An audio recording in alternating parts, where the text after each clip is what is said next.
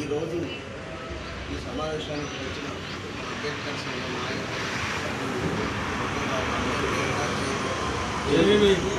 ముఖ్యంగా ఈ రోజు మనం మీటింగ్ ఏర్పాటు చేసుకోవడానికి గల ఉద్దేశం ఏంటంటే భవిష్యత్ కార్యాచరణ ఒక ప్రణాళిక అంటూ ఉండాలి. ఏ పనికైనా ఒక ప్లాన్.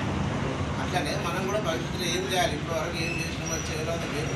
కానీ ఇప్పటి నుంచి జర సంఘటితంగా అంటే అందరం కలిసి మెలిసి కోఆర్డినేటర్గా ఉంటూ భవిష్యత్తులో మనం ఏమేమి కార్యక్రమాలు చేయాలి అవన్నీ ఆలోచించుకొని అవన్నీ ఖచ్చితంగా అమలు చేసుకోవడానికి మనం ఈ సంఘం ఏ సంఘం మనది తెలంగాణ రాష్ట్రం అంబేద్కర్ సంఘం. అంబేద్కర్ తరతరాల మన బానిస సంఖ్యలు పెంచి మనకు స్వేచ్ఛ వాయువు ప్రసాదించినటువంటి మహానుభావుడు. ఆయన చెప్పిన ప్రకారంగా ఆయన సిద్ధాంతాలు ఏం చెప్పిందో ఆయన ఏం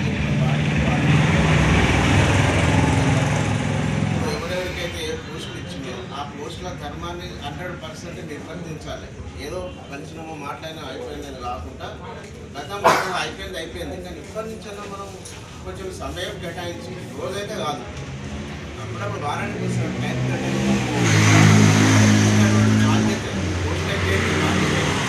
బాధ్యత నిర్వర్తించడం మనం అంబేద్కర్ అన్న కళలను అన్న ఆలోచనలను మనం సాకారం చేయాలి.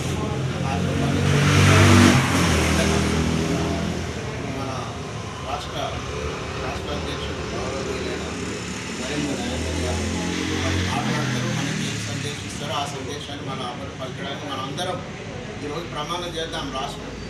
Okay, thank you. జై హింద్.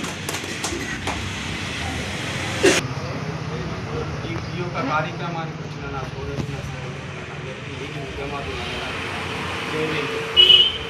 ఈ కార్యక్రమం ఉద్దేశం ఏంటంటే గత 3 సంవత్సరాల కింద ఈ సంఘం వ్యవస్థాపక అధ్యక్షుడు కుమ్మం భూమన్న గారు అకాల మరణం. అది మన అందరికీ తెలిసిన విషయం. ఈ సంఘాన్ని రిపేర్ చేయడానికి మనకు ఒక 1.5 years అన్నగారు చాలామంది పోస్ట్ ఇచ్చింది. అదే భూమన్న నాకు కూడా పోస్ట్ ఇచ్చింది. అదే పోస్టులలో మనం కొనసాగుతున్నాం. కానీ ఇప్పుడు పాత పోస్టులలో కొందరిని రాష్ట్ర కమిటీలను తీసుకోవడం, కొందరు జిల్లా కమిటీలను తీసుకోవడం, కొందరి మండల కమిటీలను తీసుకోవడం, మరి కొత్త వాళ్ళకి అవకాశాలను కల్పిస్తుంది. మనం ఈ సంఘాన్ని ఇంకో కొంచెం ముందు తీసుకుపోయి